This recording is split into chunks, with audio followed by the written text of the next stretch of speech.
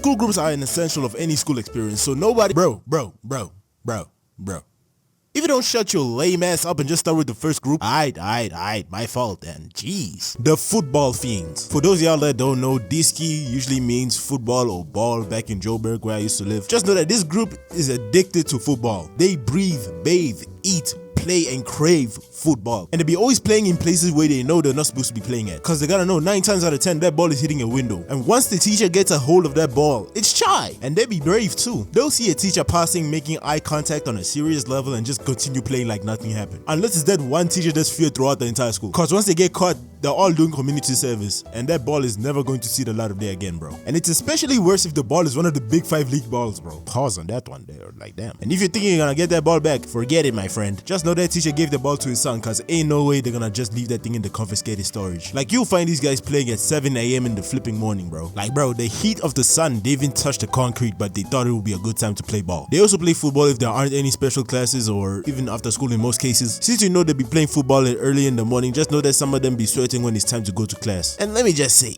some of them don't use deodorant. Like, bro, the roll-on is right there, my nigga. Like, how you smell like you came from swimming through the dirtiest pool in humanity's creation. And the worst part is they have to smell like this for 8 hours. 8 hours, gang. Because there will be those moments where the class starts to smell something off, and pray, and I mean pray, that a dude or girl in your class doesn't say, sis, who didn't bath? Just know, at that moment, there's no way out of this one. And it's crazy because some of the guys that be playing are not even playing for the school team, and some of them are actually good, like dead ass. Because the plot usually goes like they play for the small private clubs outside of the school, or they just play for fun, you know, just simple stuff. And it's crazy too, like one of my homies, like he was so good to the point he nearly got accepted by Manchester United's junior academy. But he didn't go because, I don't know, complications, I guess. I don't know, bro. I kind of feel like he missed out on a heavy bag, because I feel like he could have been the Lamine Yamal of South Africa if he did accept. And the football group is really a cool group to be a part of, because even if you have friends that go against the type of club that you support, it's still dope. But if you support Man City, Inter Milan, and Real Madrid, piss off. Barca for life. And there are side games that they'll be playing, but there's one that is actually the most popular. Spaitu Mpama. Their word brings so many memories, man. And I mean bad ones. Players take turns calling out their numbers, and the person who calls out that last number has to mark the ball, meaning they have to get the ball from the other players. If they successfully win the ball from someone, the person who lost the ball now has to become the new marker, and the game continues in the cycle. However, if the person fails to get the ball, they'll have to get the ball until the game ends. Like, it can be hella long, trust me. But there's a special twist to it. If they get a shibi, for which means when the ball passes between the legs, which is also called a nutmeg, they'll be getting smacked at the back of their head by everyone who's playing. To stop the smacking, they must run and touch a checkpoint. After that, they go back to marking the ball. But here's the twist. Again, if a player gets nutmegged multiple times, for example 15 times, they'll be marking the ball 15 times as a penalty. And even if they do get the ball in one of those times, they must pass back the ball until those 15 runs are done. Whoever invented this game must have been an evil person, bro. But nonetheless, this game literally made childhoods, bro. Like, I wouldn't be here as I am today without this game. Like, I don't play soccer, but I wouldn't be here explaining this to y'all. And it's crazy too, because most of the time the crowd be also be placing bets on who's gonna win. Like, even the players that are even playing the game are placing their own bets whether or not they're going to win or not. Like, it's that crazy. All in all, anybody can play, really. Like, you just gotta be known by one person to at least join in one game. As long as you know how to pass, shoot on command, you qualify for Champions League, bro. Like, it's that simple. But if you're the nigga that's known for holding the ball, yeah, just know that you're going to be subbed out immediately. Yeah, I can say that this group is just mostly for people that are interested in soccer. Either that, you're just looking for a good match, so it's up to you. And the next group, we got the coloreds. Now, before the uninformed foreigners start saying, oh, I'm racist, he's calling them coloreds, why is he calling them that?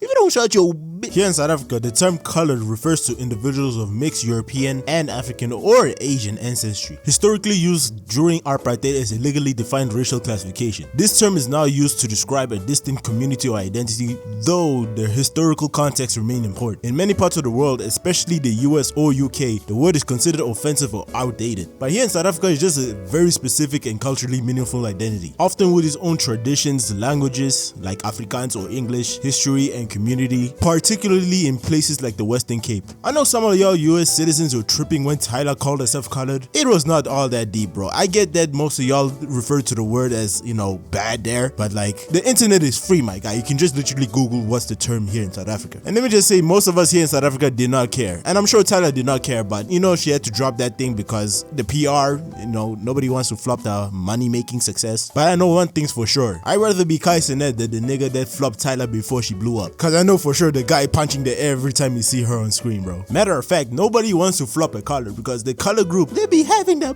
baddies. Mob, why do you do this to yourself, bro? Why do you do this to yourself every time when you crawl, bro? Let me just say, this group mostly hangs out with our own kind, bro. You see a lot of whites mixed in, but you might see a few blacks here and there, but it's mostly coloreds. They be mostly speaking Afrikaans or Afrikaans slang mixed with English, for which most of us black people don't even know what the hell they be saying because, nigga, Afrikaans is a secondary language we don't like to learn, bro. And sometimes it be pretty ironic because due to having Afrikaans as a secondary language, which in itself is just Dutch on crack, there are some colors that actually don't speak Afrikaans, which is just funny. Like, bruh, imagine like being half Angolan and not being able to speak Portuguese, bro. Don't judge me. But bro, I am not lying when I say these group be having the finest baddies. Colored Huns are like the Latinas of South Africa. Cause if you bag one, you felt like you just bagged the princess, bro. But it ain't all sunshines and rainbows. Cause all of a sudden she has 10 to 15 brothers ready to stab you if you look at her the wrong way. Like, these guys don't play about their sister, bro. Like, these niggas are associated with people that can politely rob you and ask you if you are alright after taking your stuff. So I'ma just say this, just be careful with what you're dealing with, my guy. And let me just say, man, back before the Great Shift, when light skins were the dominant species, these guys can bag Huns, bro. Like, both black, white, vanilla, ice, hopping a Rolls Royce feeling so nice. Double up my cup, nigga. You ain't never seen nothing this tight. What? I'ma just add on, nothing this nice. Don't even know where I'm going with this. Freestyle with Mike. Shut the fuck up! Shut the fuck up! Shut up! I just say this group be having a lot of drama, bro, but the thing I usually understand is it just happens in the circle. You won't hear news about the drama anywhere else around the school, so, you know, that's the thing I kind of like about them, you know, they just keep to themselves. And the last group I'm gonna talk about is the gamblers. These guys, bro, they gamble with anything, bro. Lunch money, they're gonna gamble it. Food, they're gonna gamble it. A match where Manchester United are winning the league, like, they know the outcome, but still, they're gonna gamble it. Like, these niggas are putting up career debt numbers before they're even 20, bro. Like, it's chai. Anybody can join, bro. As long as you're willing to make 2 rand into 35 rand in a matter of minutes, then be prepared to protect that money with your life because these niggas do not play, bro. Like, these guys do not play about their money, even though they're playing with their money, but you know the gist. Even though this group is open to everyone, the people that be mostly gambling be the niggas that be not caring about school like that, or just be in them streets doing some weird stuff. Like, I can say for this group, there's a lot of conflict, bro. Like, you gotta be aware of the people that you're playing with, especially if you're gambling. Cause there's this game called Zwippy. Back when I was living in Joburg, bro, people were playing this game everywhere, around the school even. It was even illegal to even play there. And before I get to the nitty gritty, I gotta explain how this game works. If this explanation comes out wrong, just try and correct me in the comments because, you know, it's been dead ass a long time, bro. So how it works is, one player is chosen to spin the coin and cover it before it lands. And the opponents call out Kopotel.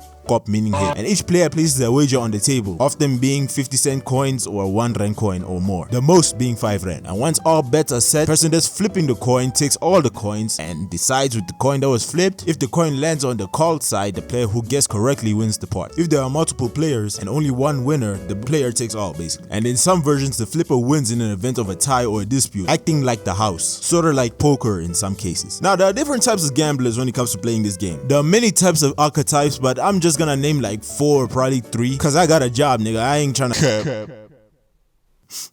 You heard nothing. The first archetypes are the social gamblers. Like, this archetype usually gambles like with friends and homies and stuff. Like, you know, gambling with homies at least is fun. As long as it doesn't escalate to something crazy, you know, it's all fun in games, bro. Unless you're playing with that one homie that owes you 30 bucks till this day, bro. Yeah, that's right. I'm talking about you, bro. You owe me $30. I ain't gotta call you out by name. You know who you are. Then the second archetypes are the professional gamblers. These individuals view gambling as a profession. Not only did they understand the skill and quantity of the game, but they also look at niggas spinning the coin, predicting where the coin is going to land on some That's So Raven type shit. And these niggas treat their losses like it's the end of the world. Like, I get it, bro. Like, I can understand that you're putting your money on this, but it's not like you have a binding vow that if you lose, you die, bro. Like, chill. Then we have the adrenaline gamblers. These individuals are driven by excitement and thrill on some Kageguri type shit. Like, these guys could have 2 rand in their pocket pocket and decide to gamble it away just for the throw, bro. Like, these niggas just do it for the love of the game, bro. Yeah, sure, the potential of getting a high risk reward is cool and all, but there's also a high risk potential of you going home hungry. So what's the benefit of this, really? And these guys be lying every time, always saying, oh bro, this is my last time, bro, I won't gamble again. Like, I didn't just catch your ass in the corner spinning coins. Like, these guys are willing to risk it all, bro. They'll even risk a school shoe if they have to. Like, these guys are crazy. And the last one, we got the dirty gamblers. From this, the title just speaks for itself, bro. Like, these are the niggas that be doing anything to win. By anything, I mean anything. Like, these niggas who switch the game from Zwippy to football rules. For some reason, there's an offside inside the spin. Like, come on, bro, this is not happening. And I highly suggest you do not play with these type of players, bro. These guys are very, like, sketchy as hell. If you notice, just play with your homies. Other than that, just know who you're playing against. Like, this group can vary with the certain types of people you play against, but I just say just play with your homies and all that other stuff, because trust me, you don't want to get on the wrong side of people, because people really don't play about that money, bro. Like, some niggas get stabbed for this shit, so I just highly suggest you stay away from this group. Okay. So yo, what's then? Damn, bro, you gonna let him take that? Nah, me personally, I wouldn't take that level of disrespect. Guys, calm down, bro. I'm not gambling, bro. Like, I left those days, bro.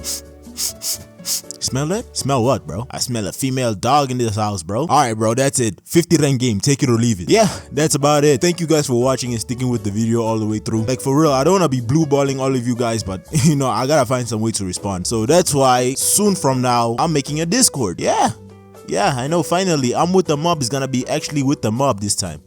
How flipping ironic. I don't know how long it might take to make up the Discord, but like, I'm just gonna ask a few homies of mine that actually do with this shit, because I've never used the Discord in my life, nigga. Like, I'm still waiting on my PC and shit. Like,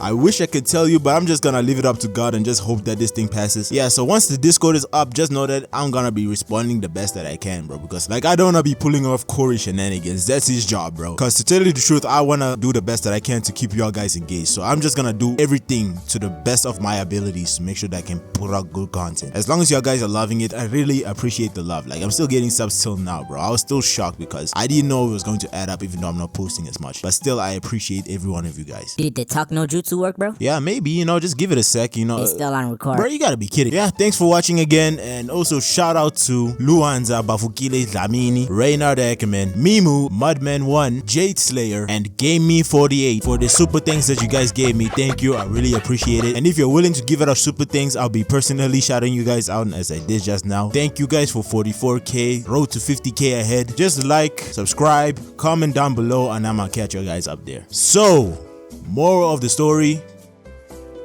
Oh yeah, I finally got my PC. Flippin' finally.